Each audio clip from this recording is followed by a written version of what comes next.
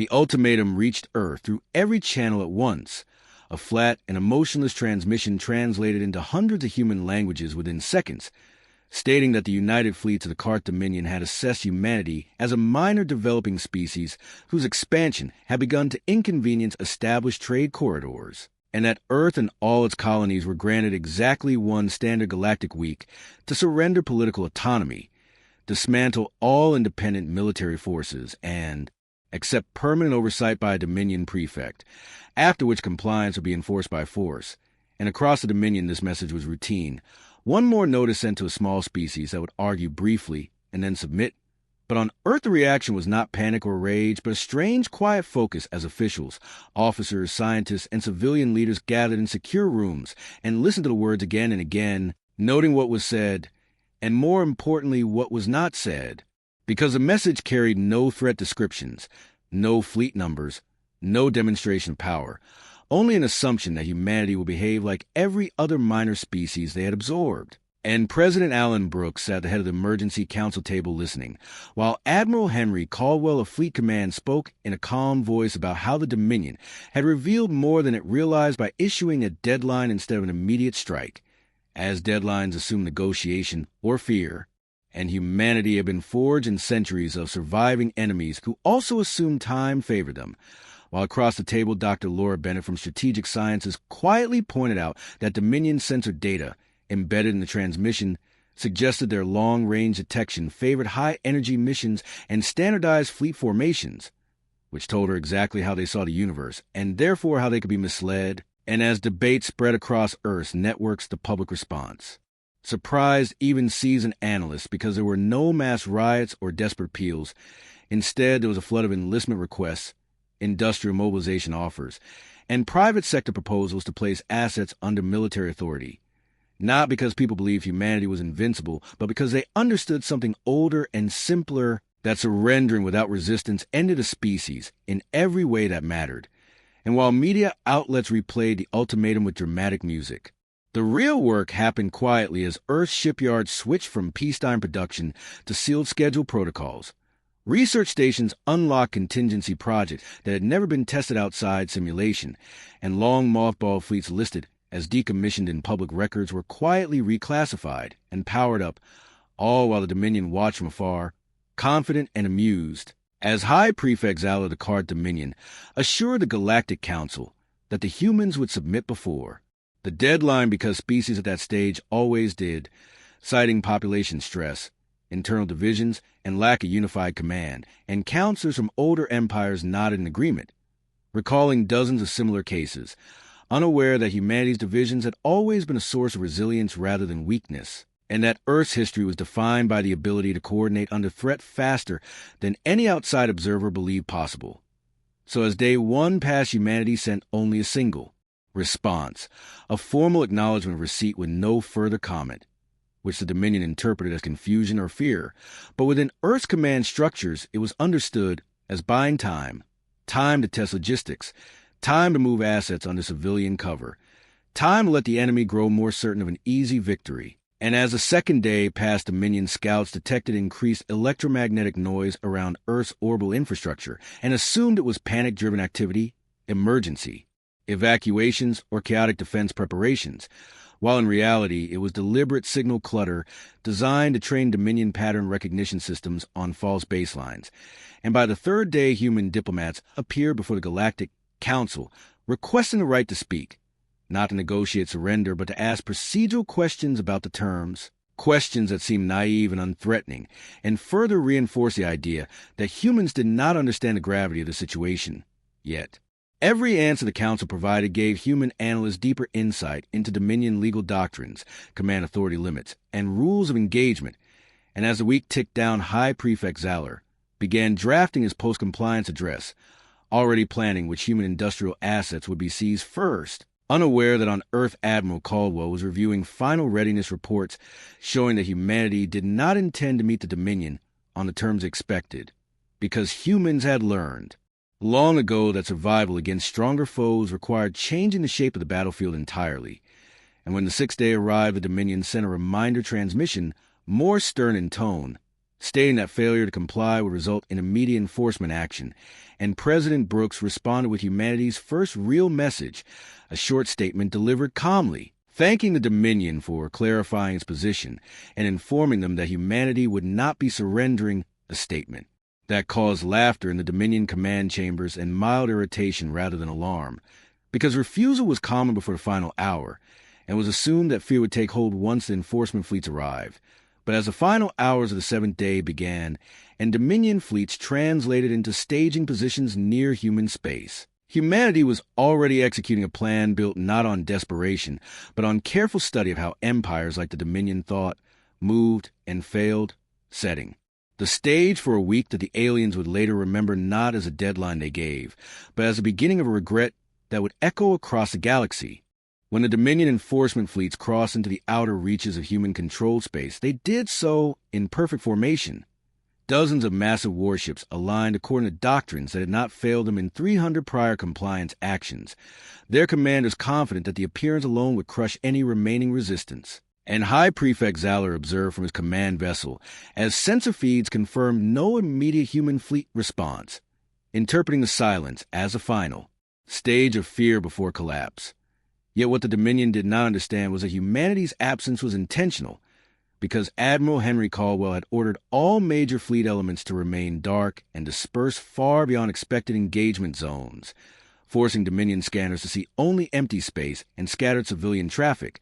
a picture that matched every previous surrender scenario in their archives, while beneath that surface Earth's military networks pulsed with activity as captain. Aaron Mitchell aboard the Carrier Horizon line reviewed his orders knowing they ran counter to every traditional doctrine taught at the Academy, orders that emphasized restraint, patience, and timing rather than decisive early engagement. And as Dominion ships advanced, they began deploying standard intimidation measures, firing high-energy bursts into uninhabited regions and broadcasting them openly as demonstrations of power, unaware that each burst was being precisely measured by human. Listening arrays tuned to capture not just raw output but harmonic instability, capacitor recharge timing, and shield phase lag, details that Dr. Laura Bennett and her team had predicted would exist in a civilization that favored overwhelming force over efficiency, and as the first Dominion flotilla reached the orbit of a minor human mining colony, they transmitted a demand for immediate surrender, expecting panic. But the colony governor responded with a calm acknowledgement and requested time to evacuate civilians, a request the Dominion granted without hesitation because mercy displays were part of their image management, never considering that the evacuation vessels leaving the colony carried not refugees, but sensor drones and communication relays disguised as civilian craft, seeding the battle space with human eyes and ears. And across the Dominion command net, junior officers began reporting odd inconsistencies, sensor ghosts, fleeting signatures that vanished when focused upon, which were dismissed by senior commanders as calibration errors caused by unfamiliar human infrastructure, reinforcing their belief that humans were technologically inferior, while back on Earth, President Alan Brooks addressed the public not with grand speeches, but with a simple message that the situation was under control and that daily life should continue as normally as possible, a directive that baffled Dominion psychological analysts who expected fear-based compliance messaging, failing to realize that humanity's strength lay not in blind confidence, but in collective discipline under pressure. And as the first skirmish finally occurred was so small that Dominion records barely classified it as combat, a single patrol ship disappearing after pursuing what it believed was an unarmed human freighter into a debris field. Its loss attributed to a reactor failure rather than hostile action. But in reality, Captain Mitchell had authorized a single precision strike using a weapon the Dominion had never cataloged, a low-emission kinetic penetrator launched from extreme range that exploited a shield resonance humans had identified days earlier, and the fact that the Dominion did not even realize it had been attacked was exactly as planned, because humanity's objective was not victory through spectacle but erosion of certainty. And as similar incidents accumulated, the Dominion began to experience something entirely new, not fear but confusion, as losses mounted without clear cause,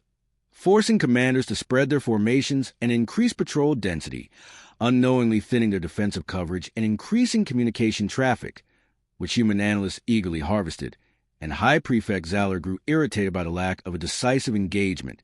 demanding faster results and authorizing deeper incursions into human space, a decision that played directly into humanity's strategy, because every step forward pulled the Dominion further from its logistical support and deeper into regions where human forces controlled information, navigation, and timing. And by the end of what the Dominion considered the first phase of enforcement, humanity had not revealed its full strength or even acknowledged the skirmishes publicly. But within human command circles there was quiet satisfaction, because the aliens had already begun to regret their ultimatum without yet understanding why. And the second phase of humanity's response was about to begin. As the Dominion pushed deeper, its commanders began to feel an unease they could not easily explain, because their operational models showed a species that should have already fractured under pressure. Yet humanity remained silent in public channels and stubbornly precise in every private move. And inside the command center, the carrier Horizon Line Captain Aaron Mitchell watched real-time projections that mapped Dominion fleet behavior, changing exactly as predicted, formations loosening, patrol routes overlapping inefficiently, and communication delays creeping in as more ships demanded constant updates to compensate for vanishing contacts. And this was a moment Admiral Henry Caldwell had been waiting for, because confusion created hunger for certainty, and certainty could be shaped. So humanity began feeding the Dominion what it wanted to see. Small human task groups appearing briefly on sensors before vanishing, outdated ship designs transmitting exaggerated emissions, and decoy signals mimicking panicked retreats, all crafted to draw Dominion forces into believing they were finally forcing a response. And High Prefect Zaller seized on these signs as proof that the humans were cracking, authorizing a public broadcast of Galactic Council, declaring that enforcement was proceeding as expected and that resistance would soon end, a statement meant to reinforce confidence among allied empires, but which also locked the Dominion into a narrative it could no longer abandon without losing prestige. While in the shadows, Dr. Laura Bennett's team confirmed that Dominion shield harmonics were now operating under stress profiles that reduced redundancy, a predictable outcome of extended patrol operations. And she quietly informed Caldwell that the window for meaningful strikes was opening. Yet Caldwell delayed, understanding that the greatest victories came when the enemy believed the worst was already behind them. And that moment arrived when a Dominion strike. Group attempted to seize a human relay station near a red dwarf system, expecting minimal resistance, only to find their targeting systems lagging and their formation cohesion disrupted by micro-jumps that forced constant recalibration. And as they struggled to adapt, the first unmistakable human attack occurred, not as a grand fleet action, but as a coordinated series of precise impacts across multiple ships, disabling propulsion on one, blinding sensors on another, and collapsing internal power distribution on a third, all within seconds and all without a single human vessel becoming visible. And for the first time, Dominion commanders reported hostile contact they could not attribute to accident or failure, prompting emergency conferences that exposed deep cracks in their hierarchy as admirals argued over whether this was an isolated anomaly or the beginning of organized resistance. And while they debated, humanity spoke again, not with threats but with data, transmitting a narrowband message directly to Dominion command frequencies, stating that continued advance will result in escalating losses, a message that lacked flourish or emotion, and that restraint unnerved the Dominion more than rage would have, because it suggested control rather than desperation. And High Prefect Zaller dismissed the warning publicly while privately ordering contingency plans. Yet those plans were constrained by doctrine that assumed visible enemies and decisive engagements, neither of which humanity intended to provide. And across Earth's networks, analysts noted subtle shifts in Dominion political communications as allied species began questioning why enforcement was taking longer than usual, seeds of doubt spreading quietly. And President Alan Brooks approved the next phase, knowing it would mark the point of no return, because humanity would now demonstrate not just the ability to resist, but the ability to dictate the pace of the conflict. And as human fleets remained unseen and unheard by the public, Dominion supply convoys began suffering unexplained delays, navigation beacons flickered out of sync, and command orders arrived seconds too late to matter, small inefficiencies that compounded into operational paralysis. And somewhere deep in Dominion space, a junior logistics officer realized that projected fuel reserves no longer matched fleet positions, a realization that would soon ripple upward, because humanity had begun targeting the one thing the Dominion had: never needed to defend before, its certainty that time was always on its side. And as that certainty eroded, regret began to replace confidence in ways no ultimatum could ever undo. By the time Dominion logistics alarms reached senior command, levels of situation had already shifted beyond simple correction, because the small inefficiencies humanity had introduced were now interacting with Dominion doctrine in destructive ways,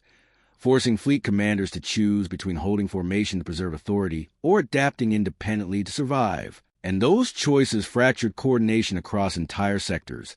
while aboard the Horizon Line Captain Aaron Mitchell listened as reports confirmed that no human ship had yet been visually identified by the enemy, an achievement that would have seemed impossible weeks earlier. But humanity's approach had never relied on invisibility alone. Instead, it relied on predictability turned against itself, because Dominion commanders reacted to perceived threats exactly as their manuals instructed, and those manuals had been written by an empire that had never faced an opponent willing to wait and watch for weaknesses to mature. And as the fourth day of active enforcement dawned, Dominion finally attempted a show of force meant to end uncertainty, ordering a concentrated strike on a human shipyard orbiting a gas giant, expecting that destroying a visible industrial target would shatter morale and provoke a fleet response they could crush. Yet as their weapons charge and targeting solutions locked, the first indication of failure appeared when multiple ships reported power fluctuations synchronized across the formation, fluctuations that cascaded as shields struggled to maintain coherence under precisely timed interference. And in that moment, humanity struck openly for the first time, not with mass fleet, but with coordinated fire from dozens of platforms that had been positioned months earlier under civilian and scientific cover.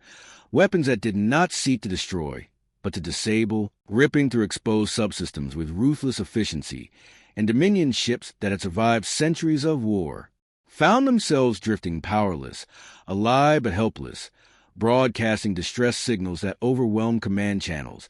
And High Prefect Zalor watched in disbelief as his officers struggled to restore order, realizing too late that the humans had never intended to fight the Dominion as an enemy fleet, but as a system,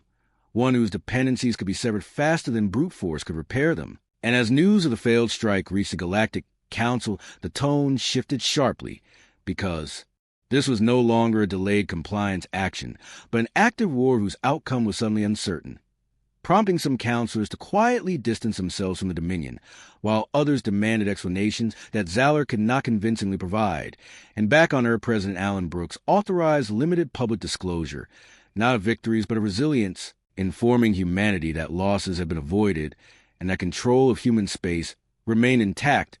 a message that steadied populations without inflaming them, further confounding Dominion expectations of chaos. And within Dominion ranks, morale began to erode as crews realized they were fighting an enemy that refused to appear, refused to posture, and refused to give them the battle they understood, replacing confidence with exhaustion and doubt. And as one Dominion captain reportedly said before his ship went dark, "They do not fight to win today, they fight to make tomorrow impossible for us," a realization that spread quietly through command circles, because it named the fear no one wanted to admit, that humanity was not rushing toward victory, but patiently constructing it, and that every second after the ultimatum expired was a second the Dominion would come to regret more deeply than the last. The Dominion's internal communications fractured under the weight of cascading failures, because every report that reached High Prefect Zalor contradicted the last. Ships listed as operational one moment went silent the next, and entire task groups reported no enemy contact, while simultaneously requesting emergency assistance. And this fog was not the result of chaos, but design, as humanity had mapped Dominion decision loops and deliberately overloaded them with partial truths, forcing commanders to hesitate at exactly the wrong moments. While aboard Earth's Deep Command Station, Admiral Henry Caldwell reviewed the broader picture and approved the next escalation, understanding that fear alone would not end the war, but clarity would, and clarity required the Dominion to finally see who they were facing. So humanity chose its moment carefully, allowing a Dominion relief fleet to regroup around a damaged formation, giving them just enough success to restore confidence, and then revealing itself in a controlled and unmistakable way. As human vessels emerged from coordinated jump points at ranges the Dominion believed impossible to synchronize, their designs unfamiliar but unmistakably military, moving with precision that immediately exposed the inefficiency of Dominion formations, And for the first time, human captains spoke openly on shared channels, issuing clear instructions for Dominion ships to power down and await boarding assistance, not as a taunt but as a matter of procedure. And that tone shook Dominion crews more deeply than threats ever could, because it implied inevitability. And as limited engagements followed, they unfolded exactly as human planners had anticipated. Dominion ships firing first out of instinct and doctrine, only to find their shots anticipated, deflected, or rendered irrelevant by maneuver profiles that exploited micro-delays in Dominion targeting systems, while human weapons focus on propulsion, command nodes, and weapon capacitors, leaving ships intact but neutralized. And as prisoners were taken, reports filtered back to Dominion Command that human forces treated captured crews with strict professionalism, providing medical aid and clear information, undermining the narrative of savage resistance that Dominion propaganda relied upon. And within the Galactic Council, whispers spread rapidly as neutral observers realized that the Dominion was losing without suffering the kind of catastrophic losses that could be spun into heroic sacrifice, instead bleeding credibility and authority with every passing hour. And High Prefect Zalor attempted to regain control by ordering a general withdrawal to consolidate forces, a move that would have been prudent days earlier, but now triggered exactly the outcome humanity wanted, because withdrawal exposed logistical routes and command dependencies that had been hidden during advance. And as Dominion fleets attempted to fall back, they found navigation data compromised, resupply points unresponsive, and safe corridors suddenly contested, forcing them into predictable choke points where human forces waited patiently, not to annihilate them but to demonstrate complete dominance of space they had once claimed uncontested. And on Earth, President Alan Brooks authorized a message to be sent not just to Dominion, but to the entire Council, stating calmly that humanity sought no conquest and no submission, only the permanent recognition of its sovereignty and the assurance that no ultimatum would ever again be issued under the assumption of human weakness, a message that reframed the conflict instantly, because it cast humanity not as a rebel power, but as a stabilizing force responding to aggression. And as this narrative took hold, allied species began pressuring the Dominion to negotiate, calculating that continued support risked association with a failing enforcer. And in the quiet of his command chamber, High Prefect Zalor finally understood the depth of his miscalculation, realizing that the one-week ultimatum had not been a countdown to human surrender, but a gift of time that humanity had used to dismantle the Dominion's certainty piece by piece, and that regret, once born, would not remain as alone for long. Negotiations began under conditions the Dominion had never experienced before, not at the height of battle, but in the hollow quiet that followed lost initiative, as High Prefect Zalor authorized envoys to open channels while Dominion fleets held position under human oversight. And this reversal role sent shockwaves to the Galactic Council, because enforcement actions were meant to end with submission ceremonies, not mediated talks. Yet humanity controlled the tempo so completely that there was no alternative, and Admiral Henry Caldwell insisted on transparency, allowing neutral observers to witness discussions and verify ceasefire conditions, knowing that legitimacy would matter long after the last shot was fired. And as Dominion diplomat attempted to reassert authority through legal precedent and historical rights, human representatives responded with records, timelines, and data that demonstrated how often those precedents had been built on the silence of weaker species, turning the Dominion's own archives into evidence against it, while President Alan Brooks addressed the Council with measured language, explaining that humanity had prepared for a first contact not with dreams of conquest, but with the expectation that power often mistook restraint for weakness, and that the ultimatum had confirmed those fears. And as days passed, the Dominion's internal fractures widened, because some admirals favored escalation to salvage honor, while others saw clearly that continued conflict would only expose further vulnerabilities.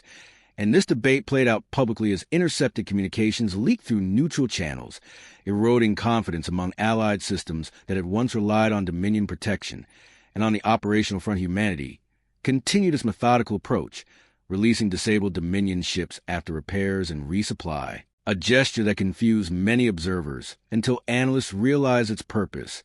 which was to demonstrate that humanity's advantage did not depend on attrition but on control, and that any renewed aggression would simply reset the same outcome. And among Dominion crews, stories spread rapidly about human professionalism, about being defeated without humiliation, and about officers who spoke calmly even in the midst of combat, a cultural shock that undermined decades of propaganda portraying humans as unstable and dangerous. And as pressure-mounted High Prefect Zaller requested a private channel with President Brooks, seeking a face-saving resolution, only to be met with a simple statement that there would be no punitive terms beyond the permanent withdrawal of Dominion claims on human space, and a binding agreement prohibiting unilateral ultimatums against any emerging species, a clause that alarmed older empires because it threatened a practice long considered routine, and the council chamber filled with tense debate as species weighed the cost of opposing humanity, now versus adapting to a galaxy where coercion carried real risk. And when the final agreement was presented, it was clear that the Dominion had not merely failed to conquer humanity, but had altered the balance of galactic power by revealing that a so-called minor species could dismantle an empire's assumptions without seeking its destruction. And as fleets disengaged and human forces returned quietly to patrol, the galaxy was left with an unsettling lesson. That regret did not always come from defeat in battle, but from the realization that an enemy you dismissed had understood you better than you ever understood them, and that the weak given a forced surrender will be remembered as the moment the Dominion taught the galaxy to fear human patience. In the aftermath of the Dominion's withdrawal, the galaxy slowly absorbed the implications of what occurred, because the enforcement fleets that had once symbolized unquestioned authority now returned fragmented, delayed, and under scrutiny, while human ships patrolled the borders not with aggression, but with quiet assurance, signaling that humanity had not only survived, but established a level of strategic dominance that altered how every civilization would calculate risk. And aboard, Earth's command center's Admiral Henry Caldwell and Captain Aaron Mitchell reviewed the detailed logs of engagements, analyzing every response, every misstep by Dominion commanders, and every pattern they had deliberately exploited, understanding that these lessons were as valuable as any technological gain. While President Alan Brooks and Dr. Laura Bennett prepared briefings for the Galactic Council that emphasized restraint, the importance of foresight, and the dangers of underestimating a species that could act in concert under pressure, and as neutral empires sent delegations to consult with humanity, it became clear that the galaxy's perception of strength was changing, because nations that once relied solely on numerical superiority or centuries-old doctrines now had considered discipline, ingenuity, and patience as decisive factors, and the Dominion itself underwent internal upheaval. High Prefect Zaller facing inquiries,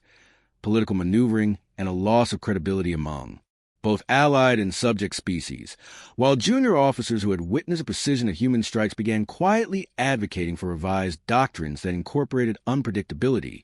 decentralized command, and contingency planning, all measures humanity had mastered centuries earlier. And as months passed, trade routes once dominated by the Dominion reopened under human oversight. Technology exchanges were monitored to ensure mutual benefit rather than domination, and scientists like Dr. Bennett continued research into Dominion systems, not for conquest, but to ensure humanity could respond rapidly to future threats, while the Galactic Council convened to discuss new protocols for interspecies interactions, explicitly citing humanity's campaign as precedent. And diplomats noted that ultimatums were now considered politically risky tools because a week of preparation by an underestimated species could yield catastrophic results. And among ordinary human, celebrations were muted, yet widespread, recognizing that the preservation of autonomy had been achieved through intellect, coordination, and restraint rather than sheer destruction. And educators began teaching future generations not just about the battles fought, but about the patience, observation, and planning that had won them, while historians documented the subtle ways in which humans had manipulated expectation, perception, and enemy assumptions to secure a decisive advantage without mass casualties. And as the Dominion rebuilt, humbled and wary, humanity continued its advancement quietly, integrating lessons learned from the conflict into every aspect of governance, science, and defense, creating a society capable of responding to threats far beyond what the galaxy had imagined. And the story of the week-long ultimatum became legend not for the conflict itself, but for the demonstration of the human ability to turn imposed deadlines into tools of mastery, leaving every species in the galaxy aware that, when humanity was underestimated, regret would inevitably follow, and that the true measure of power was not fleet size or weapon strength, but patience, intelligence, and the unshakable resolve to survive and thrive against all odds. Years after the ultimatum, the galaxy still remembered the week the Dominion had demanded human surrender, not because of the battles that had occurred, but because of the lesson embedded in every transmission, every record, and every treaty that followed. And aboard Earth Orbital Command Center's Admiral Henry Caldwell oversaw training exercises that incorporated not only conventional warfare, but simulations of deception, patience, and timing, ensuring that humanity could respond to any future threats with the same precision that had dismantled an empire's confidence, while Captain Aaron Mitchell led fleet operations that emphasized mobility, redundancy, and unpredictability, refining strategies that had proven decisive, and President Alan Brooks worked with the Galactic Council to codify protections for emerging civilizations, ensuring that ultimatums could no longer be used as instruments of coercion, a move that garnered both respect and caution from older species, because the humans had demonstrated that their patience was a weapon as effective as any fleet or technological advantage. And as interstellar trade resumed under the watchful eyes of human patrols, diplomats and scientists quietly collaborated with other civilizations, sharing knowledge in ways that reinforced stability without revealing the full extent of humanity's capabilities, while historians chronicled the transformation of both Earth and Dominion, documenting the subtle ways human strategy had turned predictable doctrine into vulnerability. And military academies across the galaxy began to teach the week-long conflict as a case study in psychology, logistics, and strategic patience, emphasizing that understanding an opponent could be more decisive than overwhelming firepower. And in the Dominion itself, High Prefect Zaller and his successors reshaped policies, acknowledging publicly that underestimating humanity had been catastrophic, that patience, observation, and intelligence were as dangerous as any weapon, and that compliance could no longer be assumed. While among human population, celebrations of the campaign were quiet but pervasive, acknowledging that survival had not come from destruction alone, but from mastery of foresight, discipline, and coordinated action. And as new generations of humans grew up with his legacy, they internalized a fundamental truth that would guide them for centuries, that no matter how vast the empire, how confident the enemy, or how tight the deadline, humanity's ingenuity, patience, and unity could turn even the most dire ultimatum into an opportunity, and that the week the Dominion gave for surrender would forever be remembered not as a moment of fear, but as the moment humanity proved the galaxy that it could never be underestimated, that the true measure of power lay not in numbers or size, but in resilience, foresight, and the unyielding will to survive and thrive, leaving a legacy of respect, caution, and quiet awe that would shape galactic politics and strategy for generations to come, ensuring that the Dominion and every other civilization will remember that when humans are tested, they do not merely endure, they master, they adapt, and they prevail beyond expectation, teaching the galaxy a lesson that no ultimatum could ever undo.